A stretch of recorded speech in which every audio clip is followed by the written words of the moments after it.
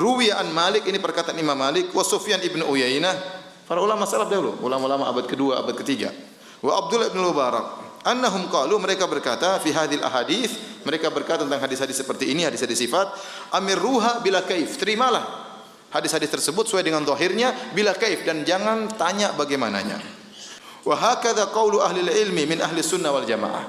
Inilah perkataan ahlu sunnah wal jamaah. Ya, ini yang bilang Imam Abu Isa Tirmidzi dalam Sunan Tirmidzi. Wa ammal Jahmiyah, adapun orang Jahmiyah, fa ankarat hadhihi riwayat, maka mereka mengingkari riwayat-riwayat ini tentang sifat-sifat Allah. Wa qalu hadza tasbih, dan mereka berkata riwayat-riwayat ini melazimkan tasbih. Kalau kita bilang Allah punya tangan berarti apa? Tasbih. Kalau Allah turun ke langit dunia berarti apa? Tasbih, harus diingkari.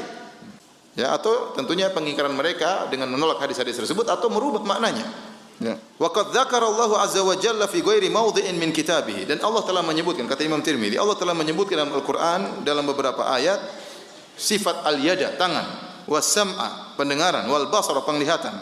Fata'awwalatil jahmiyah, maka orang Jahmiyah mentakwil hadhil ayat, fa fasaruha ala ghairi ma fasara ahlul ilm, maka mereka mentakwilkan, menafsirkan tidak sesuai dengan apa yang ditafsirkan oleh para ulama. Wa qalu inna Allah lam yakhluq Adama biyadihi, maka mereka berkata Allah tidak menciptakan Adam dengan tangannya. Tapi apa kata orang-orang Jahmiyah? Allah menciptakan Adam dengan apa? Kekuatannya. Ya. Karena mereka menolak sifat apa? Tangan. Ya. Wa qalu, ya, Imam Tirmidzi menukil, wa qalu inna ma'nal yadi hahuna al-quwwah. Orang Jahmiyah mengatakan makna tangan adalah apa? Kekuatan. Jadi mereka yang menafsirkan tangan dengan kekuatan itu orang Jahmiyah, yang diingkari oleh para ulama terdahulu. Makanya kita dapat di sebagian orang, mereka tidak mau bermadhab dengan madhab Syafi'i dalam masalah akidah. Mereka bilang kami, ya, kalau fikih dari ikut Imam apa? Syafi'i. Tapi kalau akidah ikut Asy'ari. Kalau akhlak ikut apa? Imam Ghazali. Jadi mereka tidak ridho mengambil akidah Imam Syafi'i. Kenapa? Kalau Imam Syafi'i dan yang lainnya mengatakan orang yang mentakwil sifat dikatakan sebagai Jahmiyah. Seharusnya kalau Anda ingin ikut Imam Syafi'i, ikut seluruhnya, total-totalnya. Jangan cuma ambil apa? Fikihnya. Ambil fikihnya, ambil juga akidahnya. Jadi ini penjelasan Imam Abu Isa Tirmidzi rahimahullah, kata beliau, jadi orang-orang Jahmiyah mengatakan Allah tidak menciptakan Adam dengan tangannya. Dan sering kita katakan seandainya kalau Allah tidak menciptakan Adam dengan tangannya, berarti Adam tidak spesial. Justru Allah berdalil dengan Adam diciptakan dengan tangan Allah agar iblis tunduk kepada, sujud kepada Adam.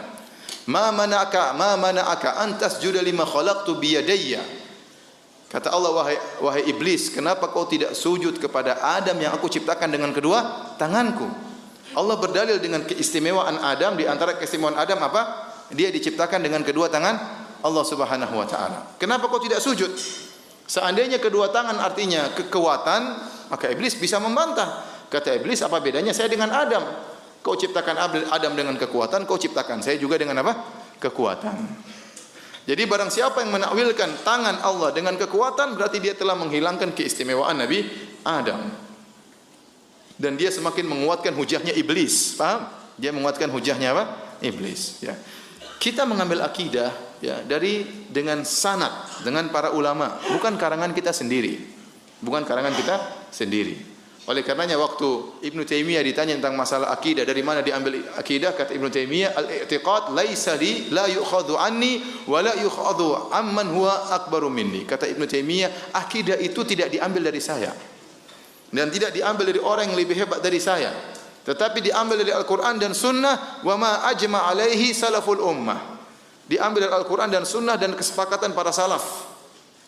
Karena mereka yang lebih paham tentang masalah apa? Akidah. Nah, sekarang kita nukil perkataan para salaf tentang tauhid, sifat-sifat Allah Subhanahu wa taala. Ya, bahwasanya orang yang mentakwilkan sifat-sifat Allah dinamakan dengan apa? Jahmiyah. Dinamakan dengan Jahmiyah.